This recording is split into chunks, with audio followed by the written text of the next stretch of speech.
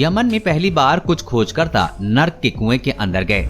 इस कुएं के अंदर उन्हें ढेर सारे सांपों का झुंड और झरने मिले हैं। इस सिंक होल यानी कि जमीन के गड्ढे को जिन्नों का जेल और पाताल का रास्ता भी कहा जाता है, लेकिन इसका आधिकारिक नाम बरहौत का कुआं है।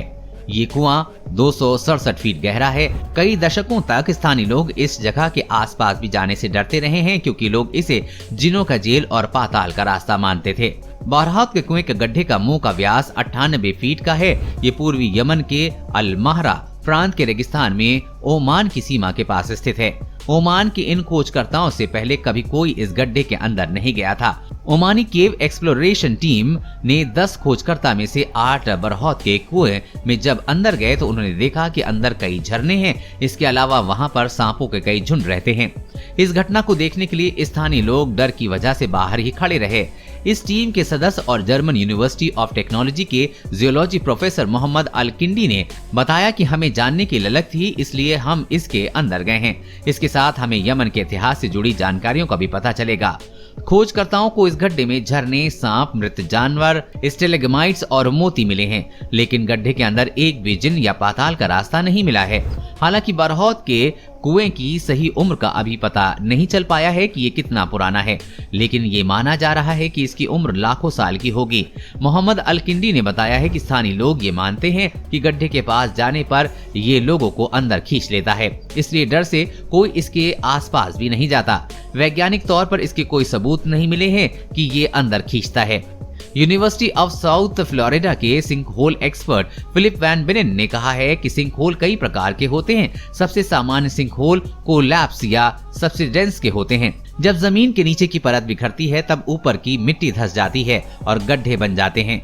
इसे कोलैप्स कहते हैं। जब धरती की ऊपरी परत धीरे धीरे करके धंसती है और एक बड़ा गड्ढा बनाती है तब उसे सब्सिडेंस कहते हैं। फिलिप ने कहा कि अभी ये बता पाना मुश्किल है कि बरहौत के कुएं का निर्माण इन दोनों में से कौन सी प्रक्रिया से हुआ है। OCET के खोजकर्ताओं का बरहौत के कुएं के अंदर अलग अलग लेयर्स से अलग अलग चीजें देखने को मिली हैं।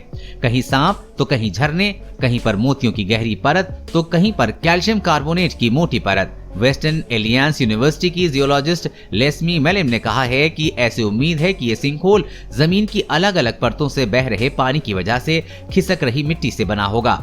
इस गड्ढे में कई तरह के मिनरल्स हैं जो कि मोतियों के निर्माण में मदद कर रहे हैं। गड्ढों में मोतियों का निर्माण बेहद दुर्लभ होता है, क्योंकि ये सिर्फ गड्ढों की निचली परत बन सकते हैं, लेकिन बरहौत के कुएं में ये दीवारों पर भी देखे गए हैं। खोजकर्ताओं ने देखा कि बरहौत के कुएं में पानी की धार और झरने कई जगहों से निकल रहे हैं। कुछ झरनों की ऊंचाई तो 213 फीट तक है। इन झरनों के आसपास भारी मात्रा में काई मौजूद है। गड्ढे के अंदर भारी संख्या में सांप, मेंढक और बीटलेस हैं।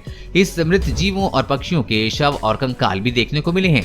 इनकी सड़ने की वजह से जो बदबू पैदा होती है, उसी की वजह से गड्ढे के ऊपर दुर्गंध आती रहती है। इसलिए भी स्थानीय लोग इसके आसपास जाने से कतराते रहते हैं।